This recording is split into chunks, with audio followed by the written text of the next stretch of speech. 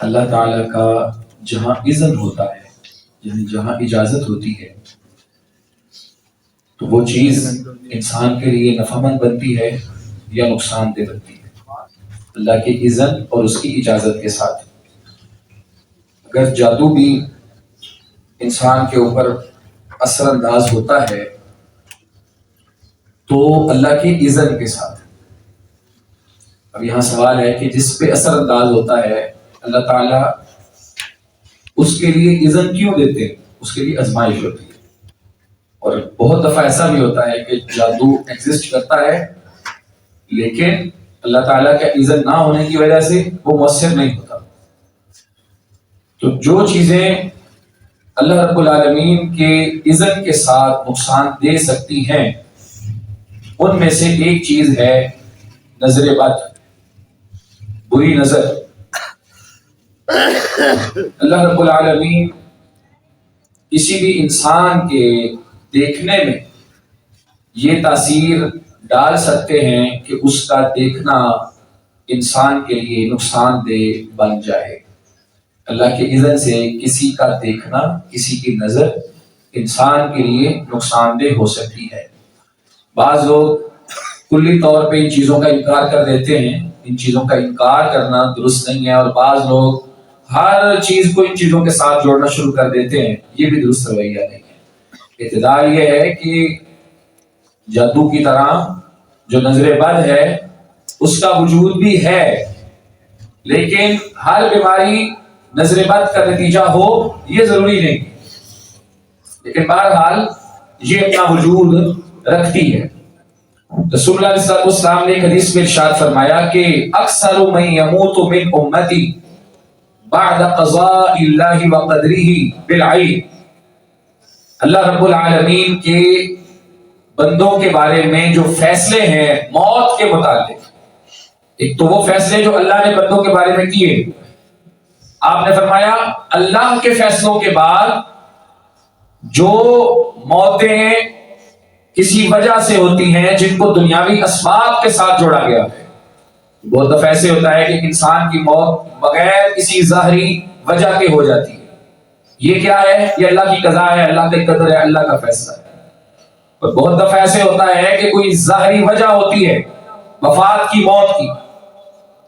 رسول اللہ علیہ السلام نے فرمایا ہوتا وہ بھی اللہ کا فیصلہ ہی ہے لیکن اس میں کوئی ظاہری وجہ بھی موجود ہوتی ہے۔ آپ نے فرمایا اللہ کے فیصلوں کے بعد سب سے زیادہ میری امت میں جو موت واقع ہوگی بالعین، اس کا ایک سبب نظر بد ہو سکتا ہے۔ دوسری حدیث میں آپ نے ارشاد فرمایا تستنزل الحالق، نظر بد کا یہ نقصان ہو سکتا ہے کہ انسان بلندی سے پستی میں گر سکتا ہے، زندگی سے موت کے منہ میں جا سکتا ہے، اچھے حالات سے برے حالات کی طرف سفر کر سکتا ہے۔ اور رسول اللہ علیہ السلام نے ایک بچی کو دیکھا، اسے بخاری کی روایت ہے، چھوٹی لڑکی کو دیکھا، اس کے منہ میں نشانات تھے، دھبے تھے۔ تو آپ نے فرمایا کہ اس لڑکی کو، اس بچی کو جس کے منہ میں نشانات ہیں، دھبے ہیں، فَإِنَّ بِهَا النَّظْرَ، اس کو نظر لگی ہے۔ رسول اللہ علیہ السلام نے اس کی بیماری کی تشخیص فرمائی نظر بد کے ساتھ، اور آپ نے پھر اس کے علاج کی طرف بھی توجہ دلائی اور بتایا کہ اس چیز کا علاج کیسے ہو سکتا ہے۔ دو صحابی رسول اللہ علیہ السلام کے، ان کا واقعہ بھی سنن نبی داؤد وغیرہ میں موجود ہے، جن میں سے ایک سفر میں تھے، اللہ کے رسول بھی سفر میں تھے، تو رستے میں پڑاؤ کیا ہوا تھا، رکے ہوئے تھے، سب لوگ اپنی اپنی تیاری کر رہے تھے، آگے پھر کوچ کرنا تھا، کوئی اپنا سامان باندھ رہا ہے، کوئی اپنا تیار ہو رہا ہے۔ تو ایک صحابی غسل کر رہا ہے، دوسرا پاس سے گزر رہا ہے، نظر پڑی جسم پہ، جسم بڑا خوبصورت تھا، تو جو پاس سے گزرا ہے اس سے بڑی تعریف، اس نے کہا کیا بات ہے، بڑا خوبصورت جسم ہے اس کا۔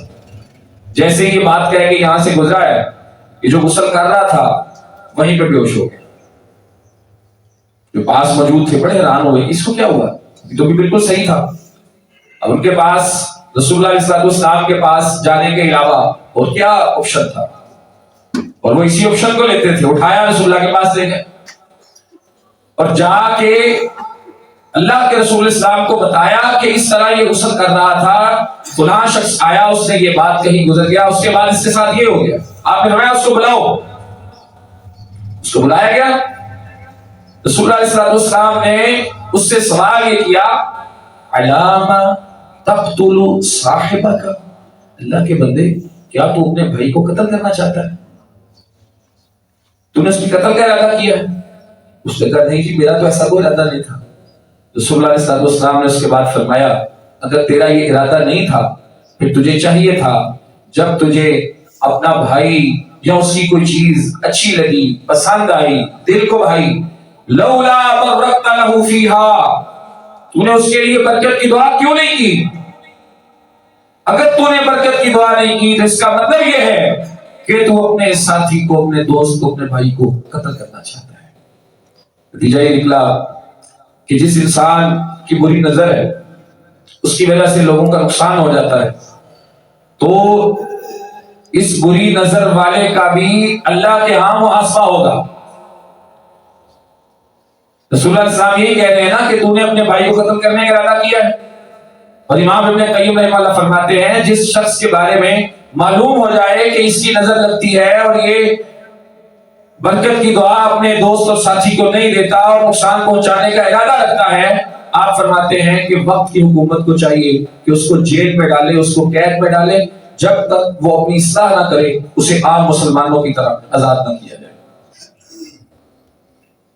تو رسول اللہ صلی اللہ علیہ وسلم نے دوسری بات یہ کہی کہ اگر تیرا قتل کرنے کا ارادہ نہیں تھا تو نے اس کو برکت کی دعا کیوں نہیں دی؟ اس کا مطلب یہ ہوا کہ اگر ہم کسی دوسرے کو نظر بد کے شر سے بچانا چاہتے ہیں تو ہمیں اسے برکت کی دعا دینا ہوگی. یہ ایک بہت بڑی مسکنسیپشن اور غلط فہمی کا ازالہ ہے. ہمارے ہاں یہ سمجھا جاتا ہے کہ اگر ہم کسی دوسرے کو نظر بد سے بچانا چاہتے ہیں تو ہمیں ماشاءاللہ کہنا چاہیے. یہی کہتے ہیں نا بڑے، کہتے بھی یہی ہیں اور لوگوں کو تلقین بھی کی جاتی ہے کہ ماشاءاللہ پڑھو. حالانکہ کتاب و سنت میں، قرآن مجید میں، رسول اللہ علیہ السلام کی حدیث میں جو کلمہ ماشاء اللہ ہے یہ نظر بد سے بچانے کے لیے کہیں ذکر نہیں ہوا. ذکر کہاں ہوا ہے؟ اب سورہ کہف پڑھتے ہیں وہاں بھی یہ لفظ آتا ہے. وہاں پہ آپ وہ جو آیتیں ہیں پیچھے ان کا ترجمہ پڑھیں، آپ کو خود سمجھ آ جائے گی کہ وہاں جو لفظ استعمال ہوا ہے وہ کس مقصد کے لیے ہوا ہے. دو لوگوں کا اللہ قصہ بیان کر رہے ہیں. ایک بندے کو اللہ کہتے ہیں ہم نے 2 باغ دیے ہوئے تھے، بڑا نوازا ہوا تھا اور وہ اللہ تعالیٰ کا نافرمان بنا ہوا تھا. دوسرا بندہ اس کو سمجھا رہا تھا اور سمجھاتے ہوئے اس نے کہا وَلَوْلَا إِذْ دَخَلْتَ جَنَّتَكَ، تجھے چاہیے تھا کہ تو اپنے باغ میں داخل ہوتا اور تو کہتا ما شاء اللہ لا قوت الا باللہ. تجھے چاہیے تھا جب تو اپنے باغ میں آیا اللہ کا انکار کرنے کی بجائے تو یہ کہتا کہ یہ جو کچھ ہے ما شاء اللہ یہ اللہ کا دیا ہوا ہے، جو اللہ نے چاہا وہ اس نے مجھے دے دیا. لا قوت الا باللہ، قوت طاقت صرف اللہ کی توفیق سے انسان کو ملتی ہے. تجھے چاہیے تھا جب تم اپنے باغ میں آیا تو اس وقت یہ جملہ بولتا. اس کا معنی یہ ہے کہ جہاں تکبر کا اندیشہ ہو، جہاں بڑے پن کا اندیشہ ہو، جہاں ناشکری کا اندیشہ ہو، ما شاء اللہ کا جو کلمہ ہے اس کا محل وہ موقع ہے. نظر بد کی جگہ پہ ما شاء اللہ بولنا اس کا یہ موقع محل قرآن مجید میں بیان نہیں ہوا. اس لیے ہمیں یہ شکایت رہتی ہے کہ جی ہم نے تو ماشاءاللہ بھی پڑھا تھا، نظر پھر بھی لگی.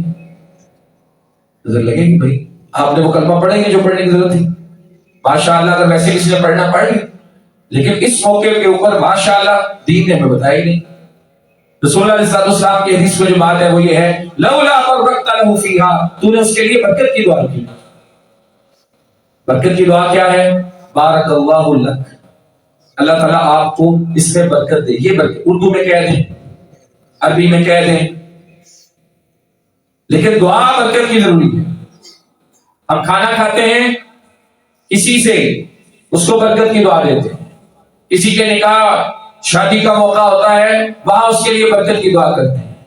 ہم دودھ پیتے ہیں اللہم بارک لنا فیہ وزدنا منہ، برکت کی دعا کرتے ہیں اپنے لیے. تو جس شخص کو ہم نظر بد سے بچانا چاہتے ہیں، یا جو شخص جس کی کوئی چیز ہمیں اچھی لگتی ہے، ہمارا فرض ہے کہ ہم اس کو برکت کی دعا دیں گے. اگر برکت کی دعا نہیں دیں گے اور ہماری نظر سے اس کو کوئی نقصان پہنچے گا تو ہم مجرم ہوں گے، قصور بات ہوں گے. اس میں چیز یہ بھی یاد رکھیں، بری نظر والا شخص بعض اوقات اس کے ساتھ حسد شامل ہوتا ہے اور بعض اوقات حسد شامل نہیں بھی ہوتا. بری نظر محبت کی وجہ سے بھی لگ جاتی ہے. والدین کی اپنے بچوں کو نظر لگ سکتی ہے، بہن بھائیوں کی آپس میں دوسرے کو نظر لگ سکتی ہے. تو بعض اوقات اس کے اندر حسد شامل ہوتا ہے کہ یہ چیز اس سے چھین جائے اور مجھے مل جائے، اور بعض اوقات یہ جذبہ حسد والا شامل نہیں ہوتا. بس انسان نے دیکھا، اس کو کوئی چیز اچھی لگی، اس نے اس کی تعریف کی اور برکت کی دعا نہیں دی، تو ممکن ہے جو اس کا دیکھنا ہے، جس کو دیکھ رہا ہے، اس کے لیے نقصان دہ ہو جائے. اب آخری بات سنیں، رسول اللہ علیہ السلام نے پھر اس واقعے میں جو میں نے بھی ذکر کیا تھا، ذکر فرمایا کہ اب اس کا حل کیا ہے. اللہ کے رسول صلی اللہ علیہ وسلم نے حل بیان کیا، اور وہ حل کیا تھا؟ آپ نے فرمایا کہ یہ جس سے نظر لگائی ہے اس سے وضو کرواؤ. اس سے وضو کروایا گیا ایک برتن کے اندر، وضو کیا اس نے، اس کے ہاتھوں کا، چہرے کا، مرفقین، بازوں کا، قدموں کا سارا پانی اس کے اندر گرا. اس کے بعد اس شخص نے اپنے ناف سے لے کے گھٹنوں تک جو حصہ ہے، اس حصے سے کپڑا ہٹا کے یہاں پہ پانی بہایا اور اس پانی کے اندر ملایا. اس کے بعد جس کو نظر لگی تھی اس کو بٹھایا گیا، بٹھا کے سر کی طرف سے پیچھے والی جانب سے بٹھا کے پچھلی سائڈ سے اوپر سر کی طرف سے وہ پانی اس کے اوپر سے انڈیل دیا گیا. جیسے ہی پانی اس کے اندر اوپر سے انڈیلا گیا، وہ ایسے ہو گیا جیسے رسیوں سے اس کو کھول دیا گیا. اور یہ چیز جو حدیث میں بیان ہوئی ہے، جو میں نے آپ کے سامنے ذکر کی ہے، یہ مشاہداتی چیز ہے، تجرباتی چیز ہے. کئی لوگوں کو جب اس بارے میں بتایا اور اس طریقے سے انہوں نے اپنا علاج کیا تو ایک لمحے کے اندر اللہ رب العالمین نے ان کو صحت دی. لیکن یہ اس وقت ہے جب آپ کو پتا ہے نظر کس کی لگی ہے، یا جس کی لگی ہے وہ ماننے کے لیے تیار ہے. یہاں یہ بھی مسئلہ ہے نا، بری نظر والا وہ مانتا بھی نہیں ہے مجھے نظر لگی، تو ہی سمجھتے ہیں لوگ. کسی کو آپ کہیں نا اپنے وضو کا پانی دے، مجھے ڈر ہے آپ کے بارے میں، تو وہ شاید وضو کا پانی تو نہ دے، کچھ اور ہی ہو جائے وہاں پہ. تو یہاں پہ جب پتا نہ ہو یا حالات ایسے نہ ہو کہ آپ کسی سے وضو کروا سکیں اس طرح، تو پھر حل کیا ہے؟ پھر اس کا حل صرف اور صرف اذکار ہے، ذکر و اذکار ہے. ذکر و اذکار میں دو تین چیزیں بڑی اہم ہیں. رسول اللہ علیہ السلام سیدنا حسن اور حسین رضی اللہ عنہم آپ کو دم کرتے تھے اور کہتے تھے یہ ذکر وہی ہے جس سے جناب ابراہیم اپنے بیٹوں کو دم کرتے تھے، اور وہ ذکر یہ تھا اعیذکما بکلمات اللہ التامات من شر کل شیطان وہامۃ ومن کل عین لامہ. ترجمہ کیا ہے؟ میں اللہ رب العالمین کی پناہ میں لیتا ہوں تمہیں. انسان اپنے آپ کو دم کرنا چاہتا ہے تو اعوذ بکلمات اللہ پڑھ لے. میں اللہ کے ان کلمات جو بڑے مکمل ہیں ان کے ساتھ پناہ میں لیتا ہوں اپنے آپ کو. من شر کل شیطان، شیطان کے ہر شر سے، شیطان کے ہر شر سے، وہامۃ ومن کل عین لامہ، بری نظر سے اور اس کی ہر سازش سے میں اپنے آپ کو اللہ کی پناہ میں لیتا ہوں. 3 دفعہ رسول اللہ علیہ السلام صبح میں، 3 دفعہ شام میں یہ دم کرتے تھے. اور آپ فرما رہے ہیں کہ جناب ابراہیم، اسحاق اور جناب اسماعیل کو یہی پڑھ کے دم کرتے. تو ایک تو یہ دم. دوسرے نمبر پہ اللہ کے رسول صلی اللہ علیہ وسلم خود ایک دفعہ بیمار ہوئے. جب بیمار ہوئے تو جبریل امین آپ کے پاس تشریف لائے، یہ صحیح مسلم کی روایت ہے، اور آ کے اللہ کے رسول صلی اللہ علیہ وسلم کو دم کیا. اور وہ جو الفاظ ہیں وہ رسول اللہ علیہ السلام نے خود اپنے صحابہ کو بتائے، اور وہ الفاظ یہ ہیں بسم اللہ ارقیک اللہ یشفیک من کل شیء یؤذیک من شر کل نفس او عین حاسد اللہ یشفیک بسم اللہ ارقیک. ترجمہ اس دعا کا کیا ہے؟ بسم اللہ ارقیک، اللہ کے نام کے ساتھ میں آپ کو دم کرتا ہوں. یہ جبریل امین رسول اللہ علیہ السلام کو آ کے دم کرے، اور اللہ کے رسول ہمیں بتایا اللہ یشفیک بسم اللہ ارقیک، اللہ کے نام کے ساتھ میں آپ کو دم کرتا ہوں. اللہ یشفیک، اللہ آپ کو شفا دے. من کل شیء یؤذیک، ہر اس چیز سے جو آپ کو تکلیف دے رہی ہے، من شر، من کل شیء یؤذیک من شر کل نفس، ہر نفس کے شر سے، او عین حاسد، یا کسی حاسد کی بری نظر سے، اللہ یشفی، بسم اللہ یرقیک، لفظ دوبارہ آتے ہیں اینڈ پہ، اللہ آپ کو شفا دے، میں اللہ کے نام کے ساتھ آپ کو دم کرتا ہوں۔ جبریل امین نے اللہ کے رسول علیہ السلام کو اس دعا کے ساتھ دم کیا ہے، اور رسول اللہ علیہ السلام نے یہ دعا ہمیں بتائی ہے۔ تو بہت دفعہ ایسا ہوتا ہے کہ انسان اپنے کاموں میں بڑی محنت کرتا ہے، بڑی کوشش کرتا ہے، اس کے باوجود نتیجہ نہیں اس کو ملتا، رزلٹ اس کو نہیں ملتا۔ دیکھیں اس کی وجوہات بہت ساری ہو سکتی ہے، بندے کی پلاننگ بھی خراب ہو سکتی ہے، اس کی حکمت عملی میں کہیں فرق، ساری چیزیں ہو سکتی ہیں۔ ایک وجہ نظر بد بھی ہو سکتی ہے، اور نظر بد سے بچاؤ کے لیے جو ایک آخری بات سمجھنے بس بات ختم کرتے ہیں، وہ کیا ہے؟ جتنا زیادہ ہم لوگوں کے سامنے اپنے آپ کو کھولتے ہیں، ایک ایک چیز ہر ایک کو بیان کر دیتے ہیں، اور سوشل میڈیا نے تو ان چیزوں کو بہت زیادہ آسان کر دیا ہے، اور ہر جگہ پہ یہ فتنہ پہلے سے زیادہ بڑھ گیا۔ رسول اللہ علیہ السلام کا حکم یہ ہے، استعینوا علی انجاح الحوائج بالکتمان، اگر تم چاہتے ہو اپنے مقاصد میں کامیابی حاصل کرنا، ان کو پایا تکمیل تک پہنچانا، تو ان کو چھپایا کرو۔ فإن كل ذی نعمت محسود، کیونکہ ہر نعمت والے انسان پہ حسد کیا جاتا ہے۔ آپ کو نہیں پتا کون آپ سے حسد کرنے والا ہے، کون آپ کے لیے برکت کی دعا کرنے والا ہے، کون آپ سے محبت رکھنے والا ہے۔ یوں ہر چیز ایک دوسرے کے سامنے بیان کر دیں آپ جہاں کہیں آپ کو ضرورت محسوس ہوتی ہے، لیکن پھر اپنے اذکار کے اوپر بھی پوری توجہ کریں۔ جہاں پہ آپ کو سمجھ آتی ہے کہ معاملات میں کچھ اتار چڑھاؤ چل رہا ہے، فوراً اللہ کی طرف رجوع کریں، فوراً ذکر اللہ کی طرف آئیں۔ ذکر اللہ ہماری زندگی میں 0 ہوتا ہے، اور اپنی تعریفیں 100 پہ ہوتی ہیں، اپنی اولاد کی تعریفیں 100 پہ ہوتی ہیں۔ ہر کامیابی اس کا کریڈٹ ہر مجلس میں بیٹھ کے ہم نے لینا ہوتا ہے، اس کے بعد پھر اچھے خاصے چلتے ہنستے بستے گھر اجڑ جاتے ہیں، اچھے خاصے بہترین کاروبار زوال کا شکار ہو جاتے ہیں۔ کئی دفعہ ہم دیکھتے ہیں مدارس کے ساتھ چونکہ ہمارا تعلق ہے، تعلیمی اداروں کے ساتھ، بچے بڑے شوق سے پڑھنے آتے ہیں، زیادہ تر حفاظ حفظ کرنے کے لیے طالب علم آتے ہیں، بڑی جلدی ان کو نظر لگتی ہے۔ اس کی وجہ یہی ہوتی ہے کہ بس جیسے ہی ہم داخل کرواتے ہیں بچے کو، پورے خاندان میں ہم وائرل کر دیتے ہیں، ہر ایک کو بتا دیتے ہیں مجھے یہ ہونے لگا، پتہ نہیں وہ ہونے لگا، پتہ نہیں بس کیا ہو گیا کچھ عرصے میں، اس کے بعد پھر کچھ بھی نہیں ہوتا، ہر چیز 0 ہو جاتی ہے۔ اس کی ایک وجہ، وجوہات میں نے کہا اور بھی ہو سکتی ہے، ایک وجہ نظر بد ہو سکتی ہے۔ رسول اللہ علیہ السلام نے یہاں یہی کہا ہے کہ چھپاؤ چھپاؤ اور چھپاؤ، جہاں اظہار ہو جائے، جہاں ضرورت ہو کرنے کی، وہاں دوسرا برکت کی دعا نہیں دیتا، آپ خود اپنے لیے برکت کی دعا کر لیں، بار بار اپنے لیے برکت کی دعا کر لیں، اللہم بارک لی فی، اے اللہ میرے لیے اس چیز کے اندر برکت ڈال دے۔ اگر دوسرا نہیں کہا اس کو کہہ دیں، باقاعدہ کہیں کہ برکت کی دعا دو مجھے، اور اگر وہ بری نظر سے دیکھنے والا بھی ہے اور اس کی زبان سے برکت کی دعا نکل گئی تو انشاءاللہ نظر بد نہیں ہو سکتی، یہ چیز نقصان نہیں دے گی۔ ہم جو مسکنسیپشن پہ کھڑے تھے نا، ایک غلط فہمی پہ کھڑے تھے، ماشاءاللہ ماشاءاللہ ماشاءاللہ ماشاءاللہ بڑا بہترین کلمہ ہے، لیکن اس کی جگہ، اس کا موقع تکبر ہے۔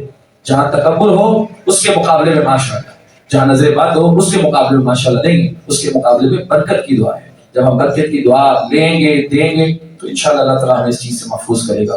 مجھے آپ کو اللہ اس کی توفیق دے دے۔ وآخر دعوانا الحمدللہ رب العالمین۔